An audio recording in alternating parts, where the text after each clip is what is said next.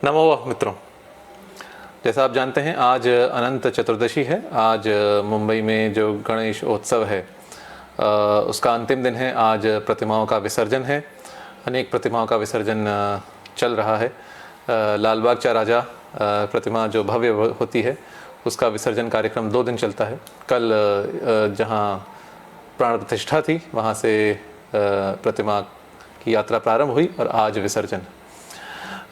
तो आज हम जानते हैं विसर्जन शब्द का अर्थ क्या है और विसर्जन किस प्रतिमा का होता है, और अंत में मैं गणपति प्रतिमाओं पर भी सामाजिक दृष्टि से कुछ विचार प्रकट करूंगा। जो विसर्जन शब्द है वह विउपसर्ग और सृज धातु से बनता है। इसी से एक और शब्द बनता है विसर्ग। तो विसर्ग और विसर्जन एक ही इनका मूल है। और विसर्ग का उल्टा है संसर्ग। संसर्ग अर्थात पास आना, अर्थात जुड़ना, और विसर्ग उसका उल्टा है। विसर्ग का और विसर्जन का मूलतः अर्थ है बिछड़ना, छूटना, अलग होना। तो विसर्जन, विसर्गो विसर्जनम, यहाँ भाव अर्थ में ल्युट प्रत्यय है विसर्जन में, और इसके कई अर्थ हैं। पहला अर्थ है दान, किसी को जब दान देते हैं उसको भी विसर्जन कहते हैं। दूसरा अर्थ है त्याग, किसी वस्तु का त्याग करना, किसी वस्तु को छोड़ना, उसको भी विसर्जन कहते हैं। और तीसरा अर्थ है प्रेषण, किसी को कहीं भेजना, जैसे किसी दूत को भेजना, उसे भी विसर्जन कहते हैं। अन्य भी कई अर्थ हैं, प्रमुख अर्थ यही हैं।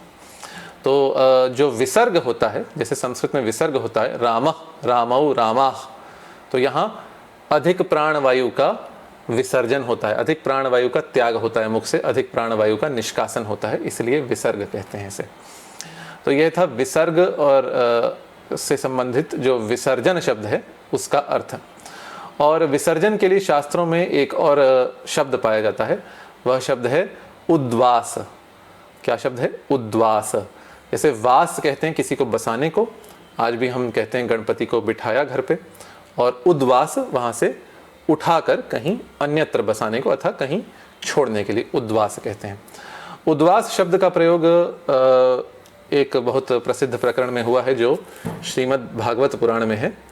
इसके और इससे हमें विसर्जन अर्थ में ही प्रयोग हुआ है उद्वास शब्द का, और इससे हमें इसके विषय में कुछ रोचक तथ्य पता चलते हैं। तो आइए हम चलते हैं श्रीमद् भागवत महापुराण के 11 स्कंध के 27वें अध्याय पर। श्रीमद् भागवत महापुराण 11 स्कंध 27वां अध्याय और इसका 13वां श्लोक। 13वां श्लोक क्या कहता है? चला चलेति द्विविधा प्रतिष्ठा जीव मंदिरम उद्वास आवाहने नस्तः स्थिरायामुद्धवार्चने। उद्वास और आवाहन, तो यहाँ श्री कृष्ण उद्धव से कह रहे हैं जो स्थिर प्रतिमा होती है अथवा जो अचल प्रतिमा होती है उसमें उद्वास और आवाहन नहीं होता। तो इस प्रकरण को हम थोड़ा और विस्तार से जानते हैं। मैं गीता प्रेस से जो भागवत पुराण प्रकाशित है वहाँ से आपको अर्थ भी बता देता हूँ, तो आपको समझने में सौकर्य रहेगा। तो इसके पहले का श्लोक जो है इसमें 8 प्रकार की प्रतिमाओं का वर्णन है। तो यहाँ श्री कृष्ण उद्धव से कहते हैं शैली दारुमयी लौही लेप्या लेख्या च सैकती मनोमयी मणिमयी प्रतिमाष्ट विधा स्मृता। तो मूर्ति अथवा प्रतिमा 8 प्रकार की होती है।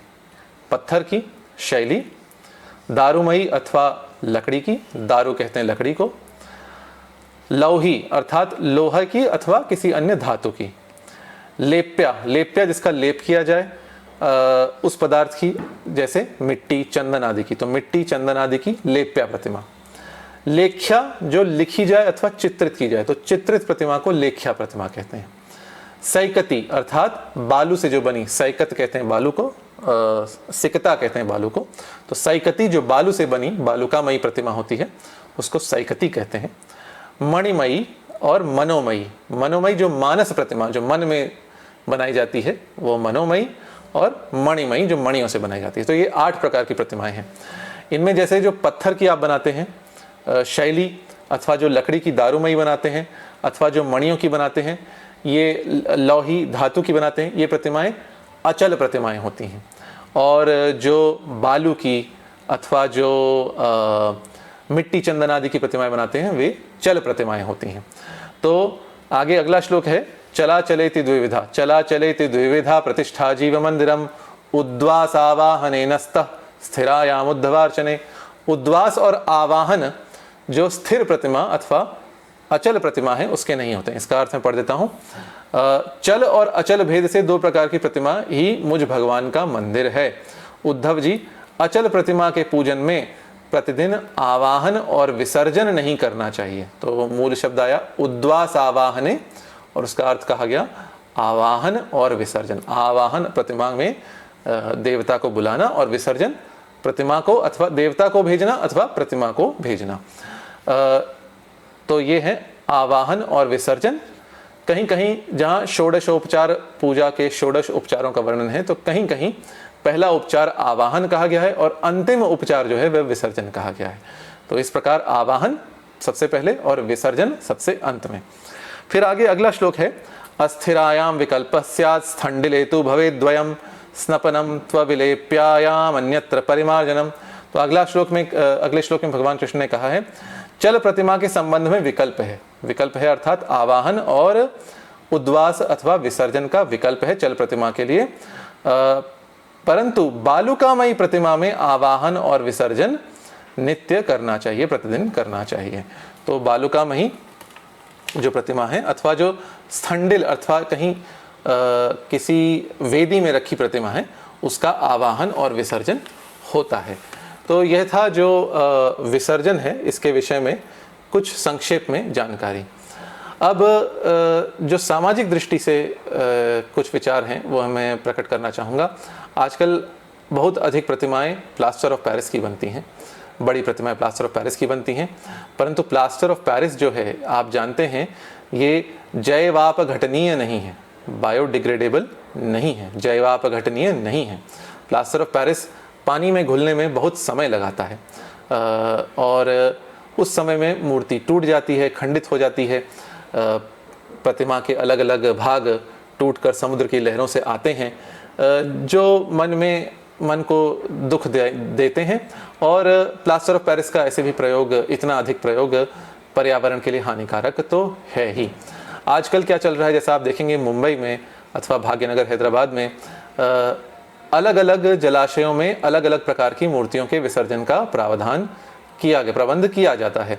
जैसे मुंबई में अथवा भाग्यनगर हैदराबाद में आप देखेंगे तो जो प्लास्टर ऑफ पेरिस की प्रतिमाएं हैं उनके लिए कृत्रिम जलाशय बनाए जाते हैं विसर्जन के लिए, और जो मिट्टी की, चंदन की, बालू की प्रतिमाएं हैं इनके विसर्जन के लिए प्राकृतिक जलाशयों को बताया जाता है। परंतु जैसा मैं समाचार पढ़ रहा था इतने लोग उत्सव मना रहे हैं तो इन नियमों का कार्यान्वयन ठीक से हो नहीं पाता, तो प्लास्टर ऑफ पेरिस की प्रतिमाएं भी प्राकृतिक जलाशयों में विसर्जित की जा रही हैं। एक समाज के रूप में हमें बड़ी प्लास्टर ऑफ पेरिस की मूर्तियों से आगे बढ़कर हमें छोटे आकार की और जो जैवाप घटनीय बायोडिग्रेडेबल प्रतिमाएं हैं, जो बालू की अथवा मिट्टी की, चंदन की, उनकी ओर हमें एक समाज के रूप में बढ़ना चाहिए। इसके लिए जैसे बाल गंगाधर तिलक जी ने गणपति उत्सव का प्रारंभ किया था मुंबई में लोगों को जोड़ने के लिए, उन्हीं के स्तर के, उन्हीं जैसे श्रेष्ठ लोग, जैसा आप जानते हैं यद्यदाचरति श्रेष्ठस् तत्तदेवेतरो जनः स यत् प्रमाणम कुरुते लोकस्तदनुवर्तते। उन्हीं जैसे श्रेष्ठ लोगों को, उन्हीं जैसे समाज के जो सामाजिक नेता हैं उनको इस बात पर मेरे विचार से बल देना चाहिए। हम बड़ी प्लास्टर ऑफ पेरिस की मूर्तियों